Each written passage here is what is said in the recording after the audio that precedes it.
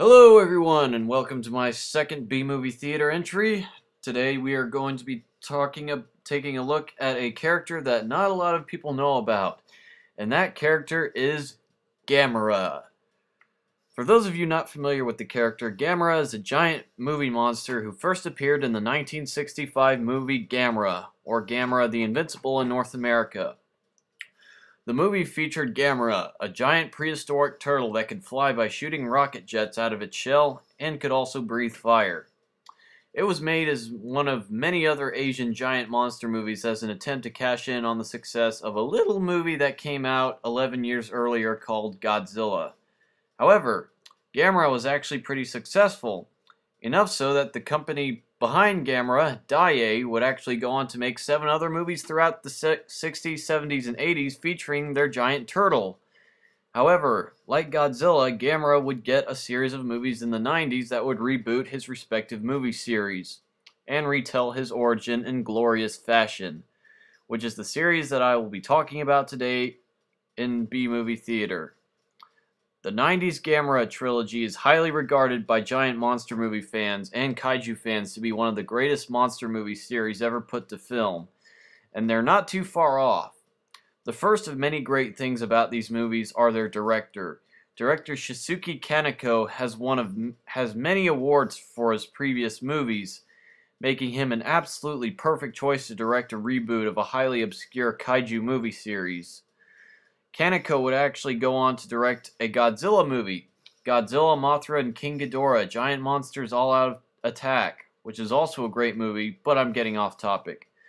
The first movie in the series, Gamera Guardian of the Universe, was a reboot to the whole series which explains that Gamera was the last member of a race of monsters created by an advanced human civilization created to fight another race of artificially created monsters called the Gyaos.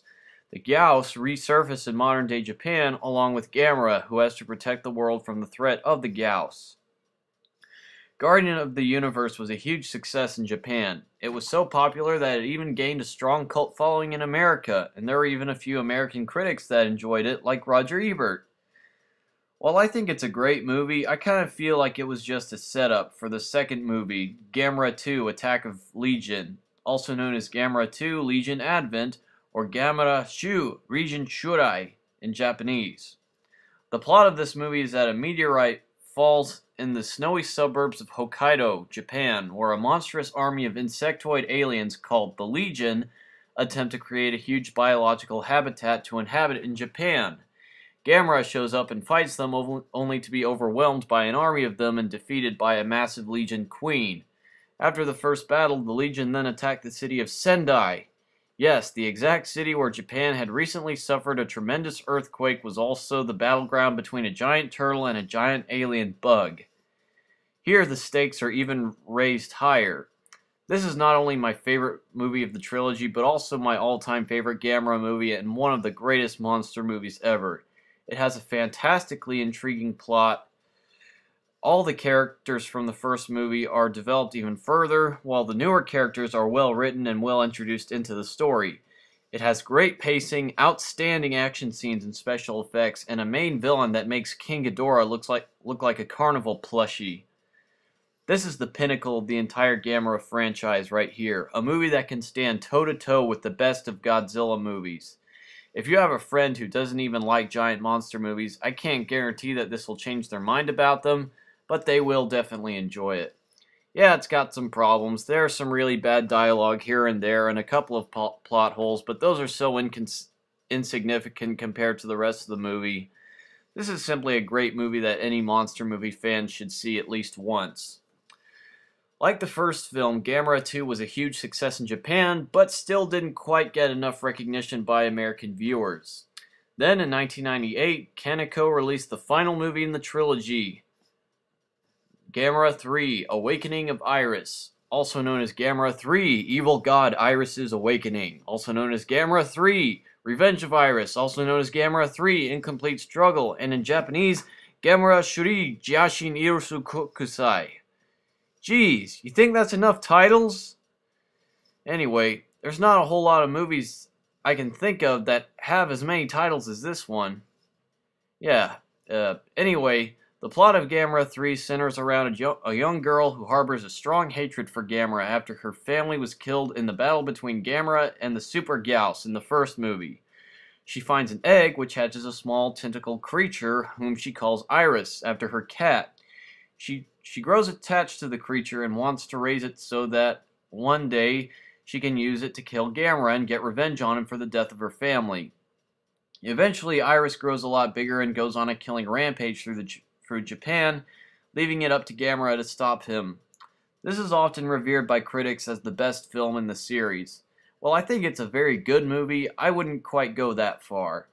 I had a couple of problems with it. The writing gets kind of weak in some areas, introducing subplots that are never really fully developed, such as the government discovering a new subspecies of Gyaos that are evolving into a newer, stronger species, and there's the whole controversy of people deciding whether or not Gamera is a hero or a menace. Another problem I had is the pacing of the movie. The first two Gamera movies had very good pacing. They did a good job balancing the action and monster scenes with the scenes of exposition and character development. Whereas in this movie, Gamera appears once at the beginning, but never shows up again until the last climactic action scene, which is a real bummer because the Gamera suit in this movie is the most awesome looking I've ever seen. I also thought the ending was a huge letdown.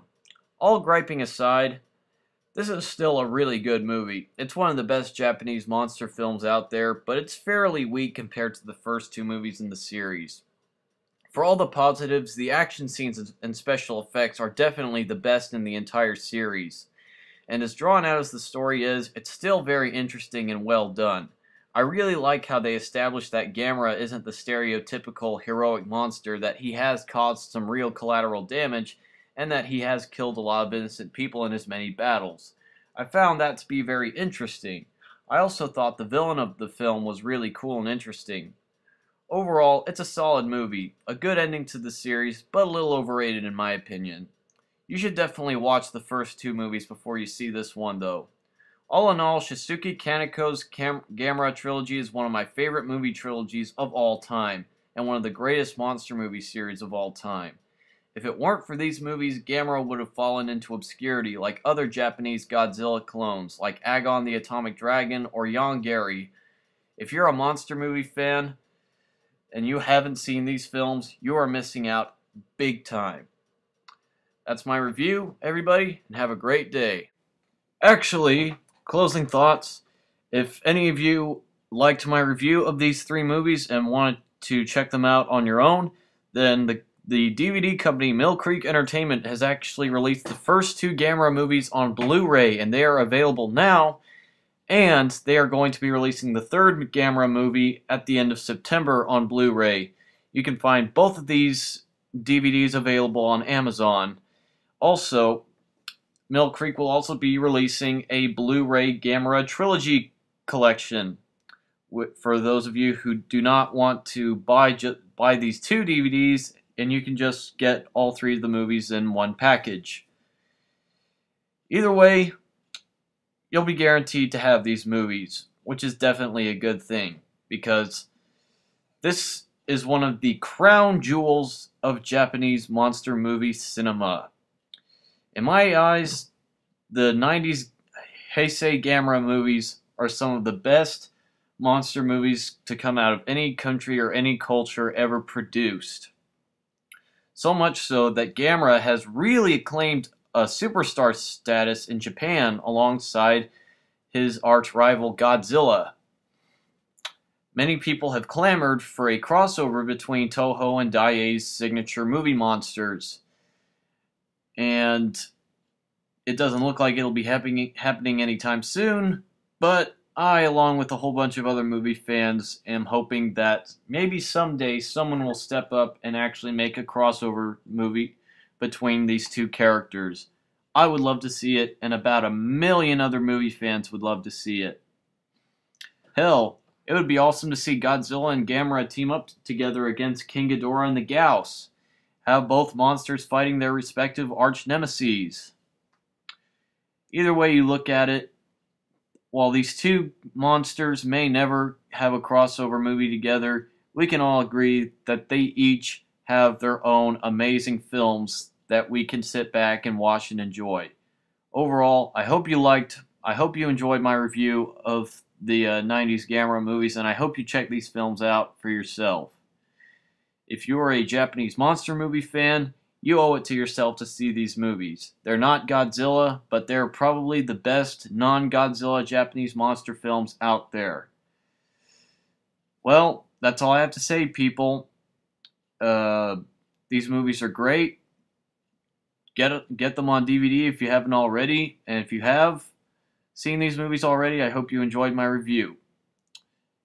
This has been my second B Movie Theater. Hope you all enjoyed it, and toodles.